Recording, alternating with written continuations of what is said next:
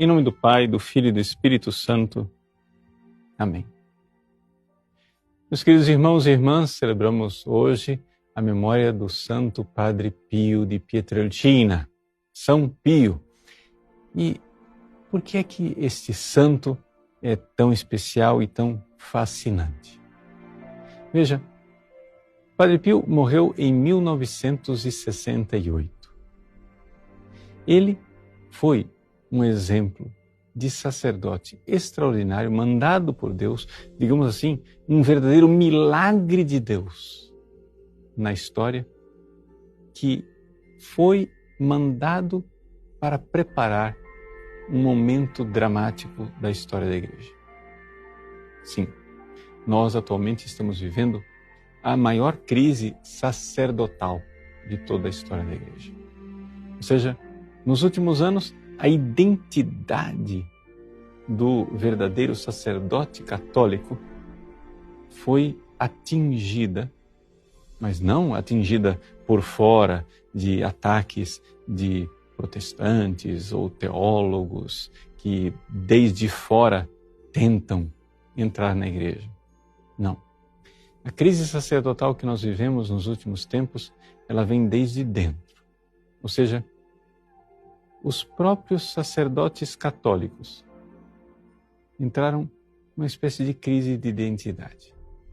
Num emaranhado de teologias modernas ou modernistas, o padre já não sabe mais quem é. Padre Pio, por uma antecipação providencial divina, vem para ser um farol de o que é um sacerdote. O que fez Padre Pio de especial? A resposta, humanamente falando, nada. Padre Pio nunca foi superior de um convento, nunca foi pároco. Ele era simplesmente um vigário que celebrava a missa e confessava. Ouvia confissões. E tantas confissões. E celebrava missa. E que missas celebrava o Padre Pio.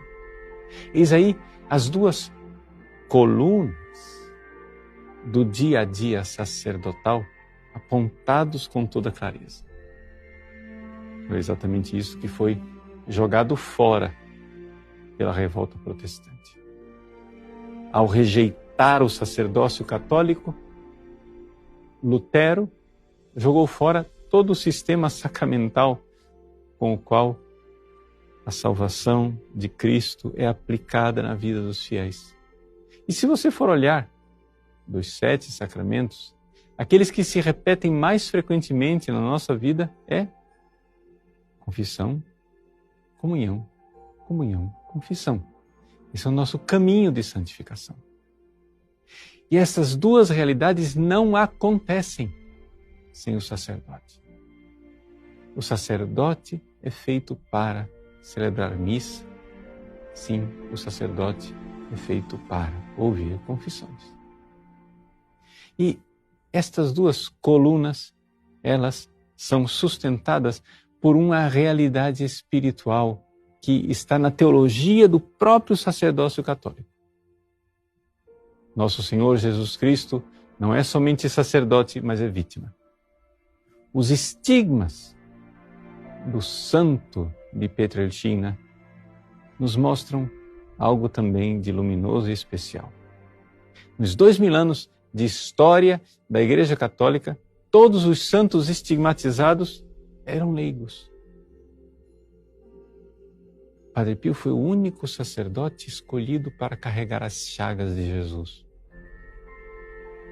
mostrando luminosamente que todo sacerdote não é somente sacerdote, é também vítima, configurado a Cristo junto com Jesus. Assim, o Padre Pio se ergue com proporções históricas monumentais. Ou seja, ele é um verdadeiro farol. Um verdadeiro farol para a crise que viria da igreja. E não somente isso. O próprio Padre Pio dizia e confessava: eu vim para os padres. Tudo isso que eu sou, tudo isso que eu sofro pelos sacerdotes. A Santa Igreja Católica, ela tem verdadeiramente esta coluna. Poderíamos dizer, usando a expressão latina, uma quaestio stantis seu cadentes ecclesiae. É uma questão de a igreja ficar de pé ou de ela cair de vez. É o santo sacerdócio. O Padre Pio, mais do que tratados espirituais ou teológicos a respeito do sacerdócio, vem ser uma encarnação palpável, concreta, inquestionável daquilo que é o padre, como ele é pensado por Deus. Ministro da palavra e dos sacramentos. Sim, homem que se oferece como vítima no altar, junto com o sacrifício de Cristo, e que conduz as almas pela palavra de Deus através do aconselhamento no confessionário. Padre Pio não era um grande pregador de multidões, mas que pregador era Padre Pio quando, com a palavra de Deus, espada afiada de 2 gumes, atingia as almas no confessionário, numa pregação individual, pessoal e concreta. O altar e o confessionário, o sacerdócio e a entrega de vítima. Que grandeza!